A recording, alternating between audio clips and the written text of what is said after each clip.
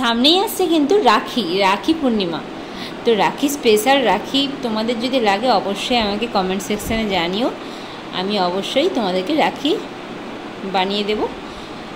Comment করে জানাও আমি কোন রাখিটা বানাবো, আমি ফটোগুলো দিয়ে দেবো তোমাদেরকে শেষে। তো আমি অনেকগুলো এখন রাখি বানাচ্ছি, অনেকগুলো অর্ডার হয়েছে, কিন্তু আমার সব ভিডিও করা সম্ভব হচ্ছে না, কারণ জানো ভিডিও করতে গেলে একটা ক্যামেরা সেট আপ লাগে, আর ভিডিও করার পর সেটা এডিট করতে একটা টাইম লাগে, তারপরে তো সেটা তোমাদের সামনে আনা হয়।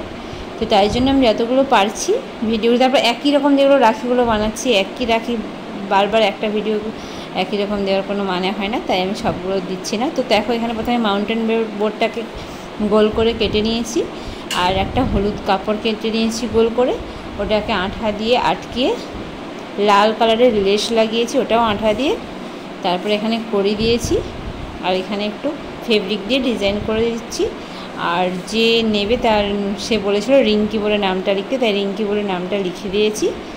আর এটা আরও অথেন্টিক লুক আনার জন্য আমি এখানে ধান ব্যবহার করছি, অরিজিনাল যে ধান হয় সেই ধানটাকে আঠা লাগিয়ে আমি এখানে ব্যবহার করছি। তো এর সঙ্গে দু সাইডে দুটো সাদা পুঁতিও দেওয়া যায়,